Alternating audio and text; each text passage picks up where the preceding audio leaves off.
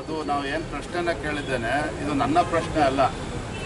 ನಾನು ದಾವಣಗೆರೆಯಲ್ಲಿ ಚುನಾವಣಾ ಪ್ರಚಾರದ ನಿಮಿತ್ತ ಹೋದಂಥ ಸಂದರ್ಭದಲ್ಲಿ ಅಲ್ಲಿರ್ತಕ್ಕಂಥ ಶಿಕ್ಷಕರು ಎತ್ತಿರ್ತಕ್ಕಂಥ ಪ್ರಶ್ನೆಯನ್ನು ನಾನು ಅವರಿಗೆ ತಲುಪಿಸ್ತಕ್ಕಂಥ ಪ್ರಯತ್ನ ಮಾಡಿದ್ದೇನೆ.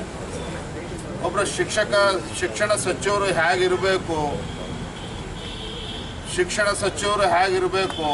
ಮಾದರಿಯಾಗಿರಬೇಕು. ಅವರು ಯಾವುದೇ ಸಚಿವರಾದರೂ ಕೂಡ ಮಾದರಿಯಾಗಿರಬೇಕು. ಆದರೆ ಒಂದು ಕಡೆ ನಮ್ಮ ಶಿಕ್ಷಣ ಸಚಿವರು ಹೇಳ್ತಾರೆ ನನಗೆ ಕನ್ನಡ ಬರೋದಿಲ್ಲ ಅಂತೇಳಿ ಅವರೇ ಮಾತನಾಡ್ತಾರೆ. ಮತ್ತೊಂದು ಕಡೆ ಶಿಕ್ಷಣ ಕ್ಷೇತ್ರದಲ್ಲಿ ಯಾವ ರೀತಿ ಅವಾಂತರಗಳನ್ನು ಸೃಷ್ಟಿ ಮಾಡ್ತಾ ಇದ್ದಾರೆ ತಾವು ನೋಡ್ತಾ ಇದ್ದೀರಿ. ನಿನ್ನೆ ದಿನ ಮತ್ತೊಂದು ಅಂಶ ಇವತ್ತು ಬೆಳಕಿಗೆ ಬಂದಿದೆ. ನಮ್ಮ ಮಾನ್ಯ ಸುರೇಶ್ ಕುಮಾರ್ ಅವರು ಆ ವಿಚಾರವನ್ನು ಎತ್ತಿದ್ದಾರೆ. ಬೆಂಗಳೂರು ಮಹಾನಗರದಲ್ಲಿ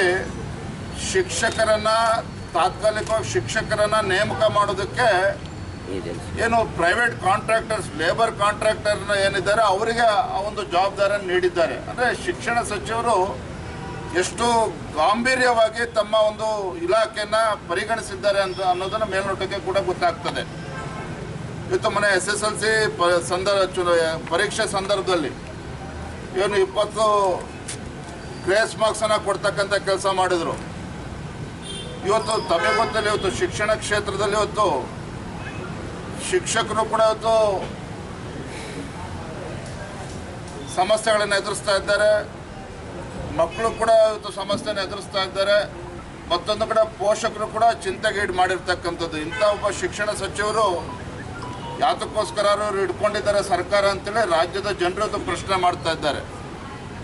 ಹಾಗಾಗಿ ಆ ಸಂದರ್ಭ ದಾವಣಗೆರೆ ಹೋದಾಗ ಕೆಲವು ಶಿಕ್ಷಕರು ಏನು ಕೆಲವು ವಿಚಾರವನ್ನು ಎತ್ತಿದ್ದಾರೆ, ಅದನ್ನು ಅವರಿಗೆ ತಲುಪಿಸ್ತಕ್ಕಂಥ ಪ್ರಯತ್ನ ಮಾಡಿದ್ದಾನೆ.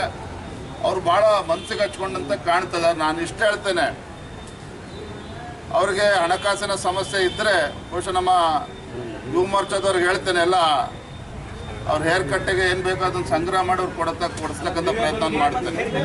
ನೀವೇ ಮಾಡಬೇಕು ಅಂತ ಅವ್ರಿಗೆ ಹಣಕಾಸಿನ ಸಮಸ್ಯೆ ಇದ್ದರೆ ನಮ್ಮ ಯುವ ಮೋರ್ಚಾ ವತಿಯಿಂದ ಹೇಳಿ ಹಣವನ್ನು ಸಂಗ್ರಹ ಮಾಡಿ ಅವ್ರಿಗೆ ಹೇರ್ ಕಟ್ ಪ್ರತಿ ತಿಂಗಳು ಎಷ್ಟು ಬೇಕು ಅಂತ ಹೇಳಿದ್ರೆ ಆ ಹಣವನ್ನು ಸಂದಾಯ ಮಾಡ್ತಕ್ಕಂಥ ಕೆಲಸ ನಾವು ಮಾಡ್ತೇವೆ.